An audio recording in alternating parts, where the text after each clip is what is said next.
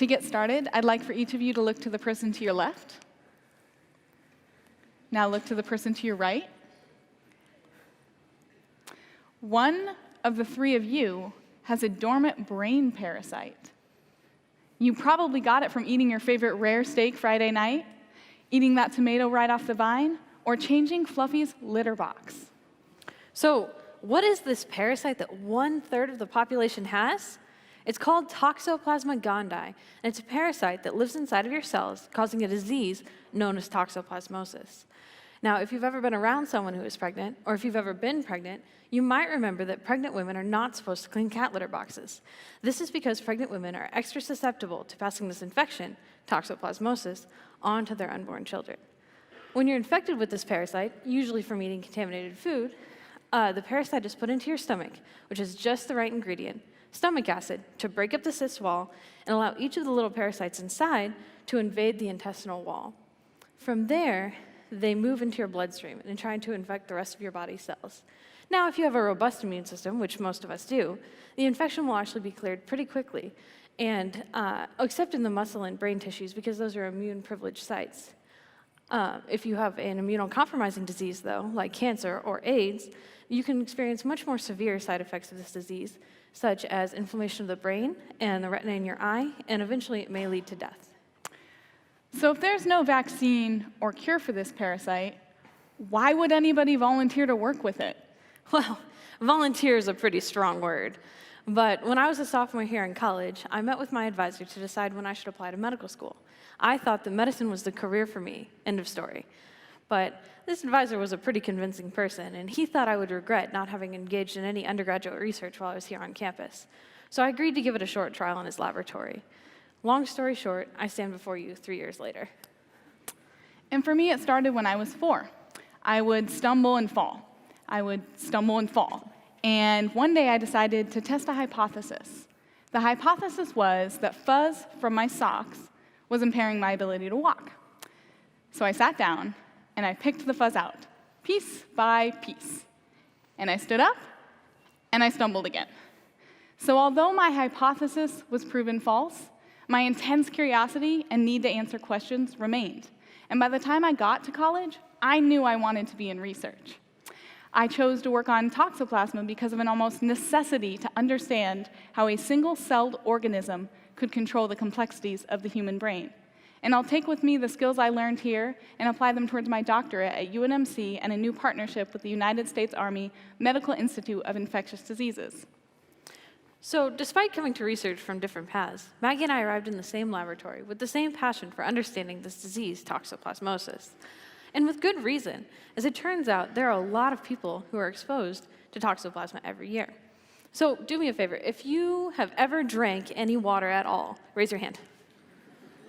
Should be everyone. If not, please consult your personal physicians.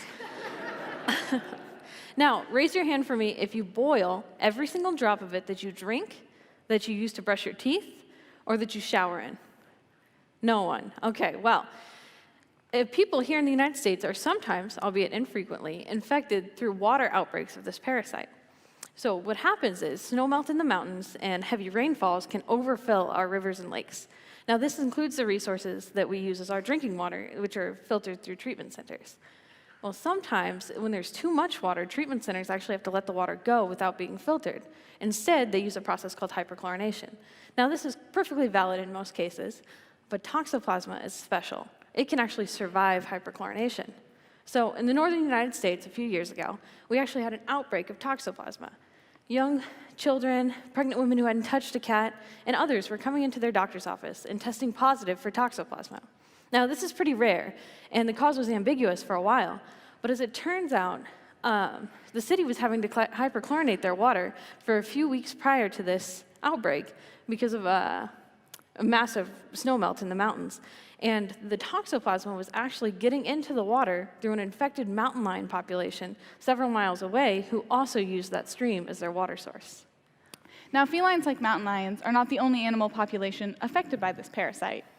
Sea coral and oysters can harbor the parasitic eggs, meaning when their predator, the otter, consumes them, they also get the infection.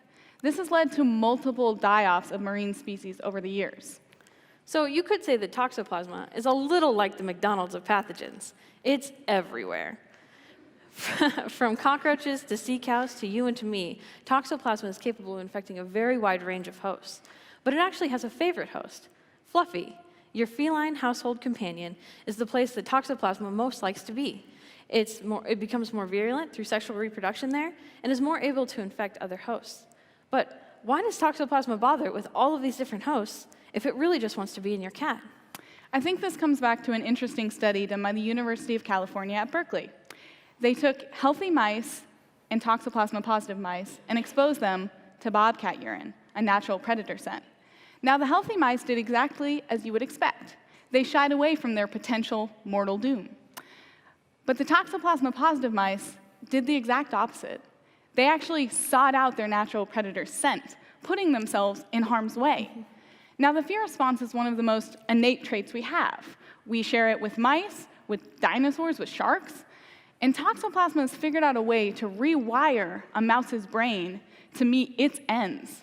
So how does this type of parasitic mind control relate to us human beings? Well, in humans, our risk-taking response is actually what takes the place of the fear response in mice. So instead of losing our fear of cats, we lose our inhibitions. Infected people are more likely to be involved in car accidents, to engage in risk-taking behaviors. Infected females are more likely to act promiscuously, while infected males are more likely to behave aggressively and cheat on their partners. But angry men and promiscuous women are rarely eaten by cats. So why does Toxoplasma do this? This, I think, trickles back to transmission and how Toxoplasma has become the incredibly diverse parasite that it is. Historically and evolutionarily, the more promiscuous females and more aggressive males got more mates, meaning they could have more offspring. So whether you're a human or an earthworm, Toxoplasma will hijack this function to further its world domination. Studies have actually shown that Toxoplasma can survive and be potentially transmitted during sex, making it a sexually transmitted disease. That's now 4 ways you can get this pathogen: orally, blood, mother to baby, and sexually. But this isn't just a one-way street. As much as Toxoplasma affects us when we're infected, we also affect them. Our immune system is one of the most dynamic and responsive forces in the world, pushing Toxoplasma to the limits of its ability to adapt. In fact, it's been said that Toxoplasma has become what it is simply because of our own immune systems. Speaking of the immune system, Toxoplasma has some pretty cool ways to both evade and manipulate it. As the parasite multiplies in our bodies, it sheds pieces of itself that our immune cells can recognize as not being from us. It then begins the beautiful process of mass-producing cells capable of taking care of Toxoplasma.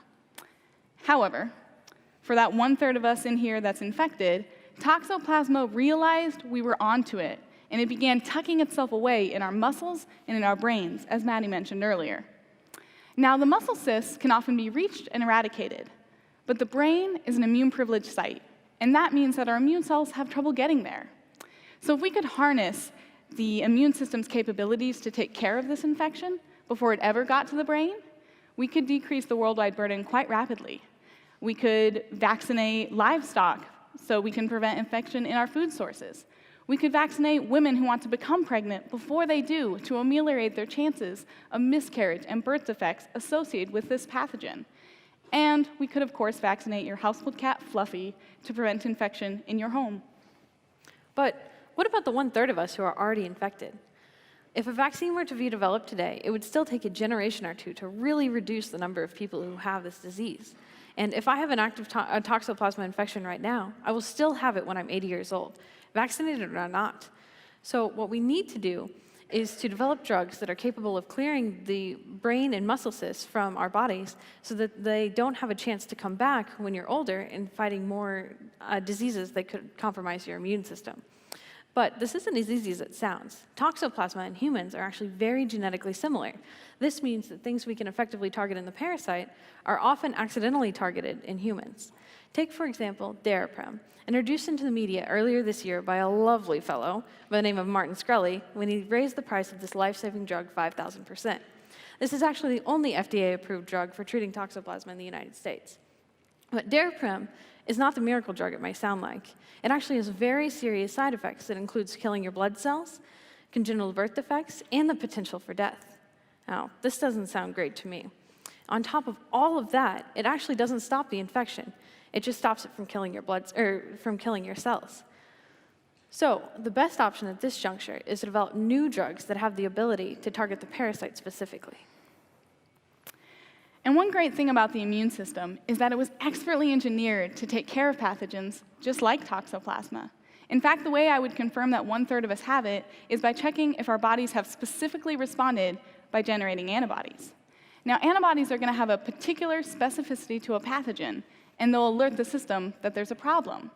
So if we could take parts of a pathogen and show it to the immune system before you encounter the full parasite, you could generate that same protective immune response without contracting the infection.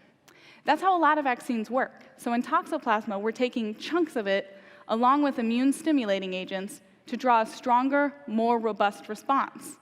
That way, if you eat steak tartare, a raw beef dish chocked full of Toxoplasma, your body will be able to register and kill the invaders before they have a chance to form those lifelong cysts. But if you've already tried the steak tartare, you may be wondering, what about me?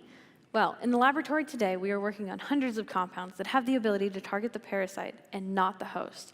This means that we should not anticipate the side effects that are commonly seen with antiparasitics that are available today, such as Daraprim. Additionally, researchers who work on this sort of project are paying special attention to the compound's ability to get into the brain to clear the cysts present there so that they don't have a chance to come back when our immune system is not as well developed. So this means that in the future, Daraprim may not be your only hope. So if we've startled you with all this talk about brain parasites, rest assured, people are working across the world to both treat and understand Toxoplasma, including here in Nebraska.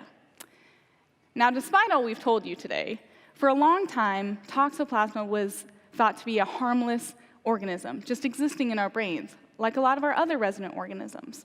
And it wasn't until the last 80 years that we understood the negative effects, mostly because of research going on in infectious disease at the time, just like what's going on here at UNO every day. Even more surprising is those behavioral effects were not discovered until our lifetime. So many of you out there might be wondering why we don't have a vaccine or a cure.